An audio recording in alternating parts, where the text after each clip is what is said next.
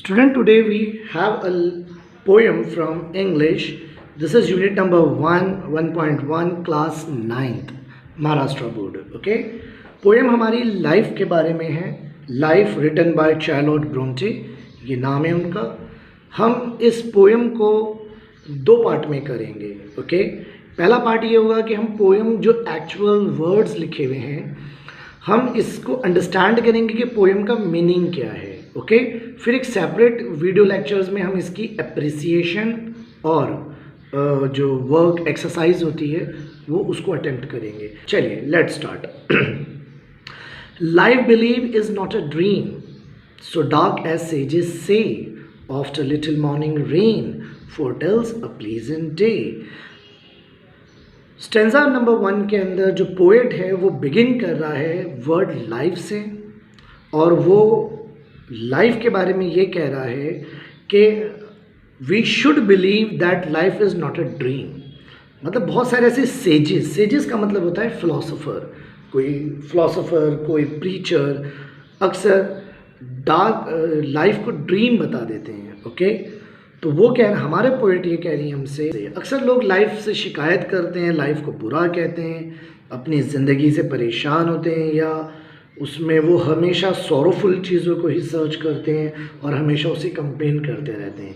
इसलिए वो स्टार्टिंग की 2 लाइन्स में पोएट ये कह रहा है कि लाइफ बिलीव है is not a dream, so dark as sages से.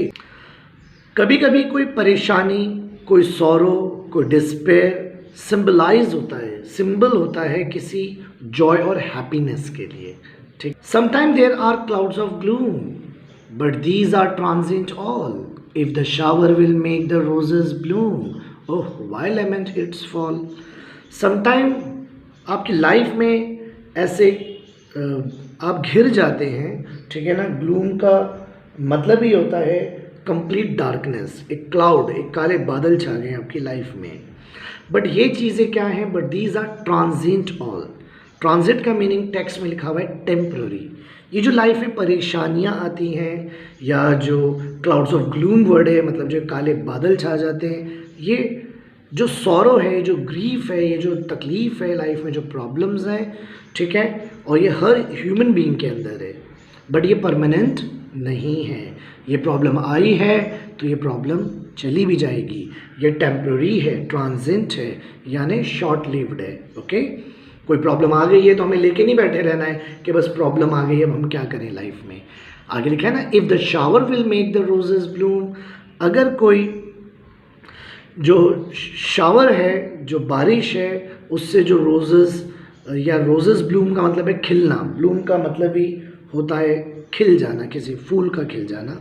वाई लैमेंट इट फॉल, तो आप क्यों लैमेंट कर रहे हैं. लैमेंट का मतलब होता है इन इंग्लिश अपनी ग्रीफ और अपने रिग्रेट और अपनी सॉरोनेस को शो करना, मतलब अपनी तकलीफ़ को शो करना, अपने ग्रीफ को एक्सप्रेस करना. लाइफ में अगर कोई हमारे प्रॉब्लम्स हैं, सॉरोज़ हैं, ग्रीफ है, कोई तकलीफ़ है, तो हमें ये नहीं सोचना है कि ये एंड हो गया यहाँ पर. ओके, ये जो सॉरो है लेड टू द हैप्पीनेस, ये हैप्पीनेस लेके आएगा, और हमें उसके लिए लेमेंट नहीं करना है, यानी अपने ग्रीफ को, अपने सॉरो को एक्सप्रेस नहीं करना है.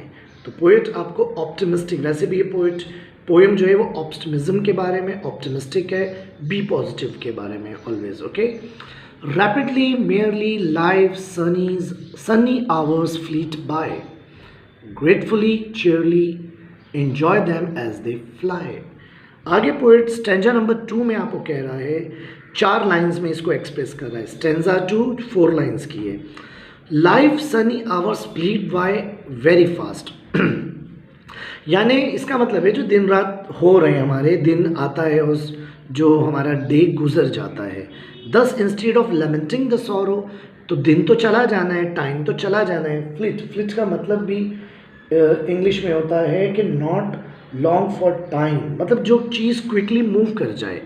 अब मॉर्निंग होती है, आफ्टरनून होता है, इवनिंग होती है, डे गुजर जाता है.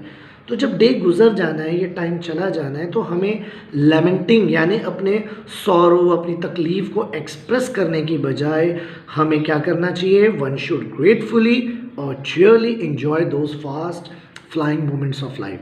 हमारे जो लाइफ के मोमेंट्स आगे बढ़ रहे हैं उसको ग्रेटफुली, थैंकफुली, चेयरली, खुशी खुशी, जॉय, हैप्पीनेस के साथ हमें एंजॉय करना चाहिए। यानी कि कोई प्रॉब्लम आ गई तो आप उसको लेके बैठे रहें और आप उसी को एक्सप्रेस करते रहें, अपनी ग्रीफ को और दुख को बयान करते रहें, दुखड़ा रोते रहें। नो, आप लाइफ है उसके मोमेंट्स को एंजॉय करें और आप आगे बढ़ें। ओके, फिर हमारा 12 लाइन्स का स्टेंजा 3 आएगा। ओके, अप्रॉक्सीमेटली शायद 12 लाइन्स हैं। What though death at times steps in and calls our best away? What though sorrow seems to win over hope a heavy sway? Third stanza में poet कह रही है कि death may take away your life, death हमारी life ले लेगी और sorrow हमारी होप खत्म कर देंगे। Yet hope again elastic spring, unconquered though she fell, still buoyant are her golden wings, still strong to bear us well। इसमें poet ये कह रही है कि जो डेथ है वो हमारे आनी है, मतलब डेथ हमारी लाइफ को ले जाएगी, सॉरो हमारी होप्स को एंड कर देंगे। ओके, बट हमें हमेशा अपनी विल को लूज नहीं करना है और डिटरमाइंड रहना है।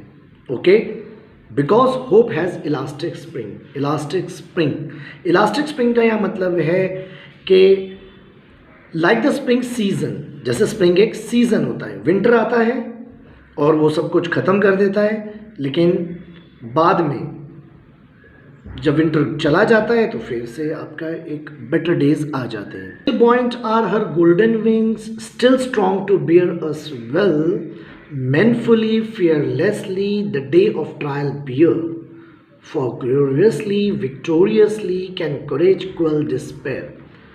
आगे वो कह रहे हैं अपनी लास्ट लाइन्स के अंदर कि poet bring in her self and says that दो द सॉरो और ग्रीफ, मतलब जो दुख हैं, तकलीफ हैं लाइफ के अंदर, हमें ये बेंड कर देते हैं, हमारी ये होप को रोक देते हैं, ये हमें लाइफ में स्टॉप कर देते हैं।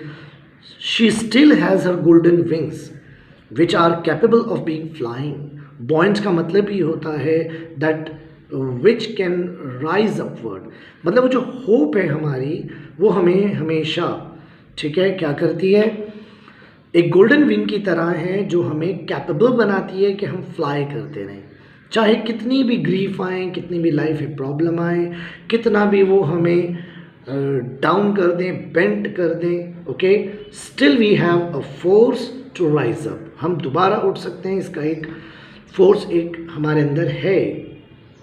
ओके, और मैनफुली और fearlessly the day of trial bear. अगर आप कोई तकलीफ़ के डेज, जो ट्रायल पीरियड है आपका, वो दुख के टाइम अगर आप थोड़ा सा बर्दाश्त करके आगे गुजर जाएं तो बाद में आपके लिए ग्लोरी भी है, विक्ट्री भी है। और करेज क्वेल डिस्पेयर, क्वेल का मतलब होता है एंड। आपका करेज आपके डिस्पेयर को, आपके दुख को, आपके सौरों को, आपकी प्रॉब्लम्स को एंड कर देगा, ठीक है ना, डिस्पेल कर देगा, क्वेल कर देगा, यानी एंड कर देगा। तो this is all about the poem. Okay, मैंने आपको पोएम रीड की है और लाइफ, और इसमें स्टार्टिंग में 8 लाइन्स हैं, देन 4 लाइन्स, देन 12 लाइन्स।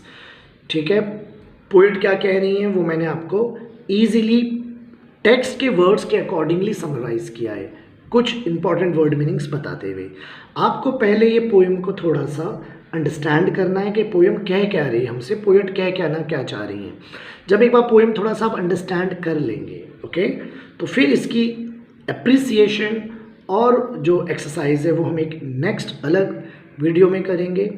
और कोई भी प्रॉब्लम हो तो आप मुझे फिर व्हाट्सएप करके इसकी प्रॉब्लम पूछ सकते हैं, मैं आपको फिर और बेटर इजी वे में उसे क्लियर कर दूंगा। Okay, thank you.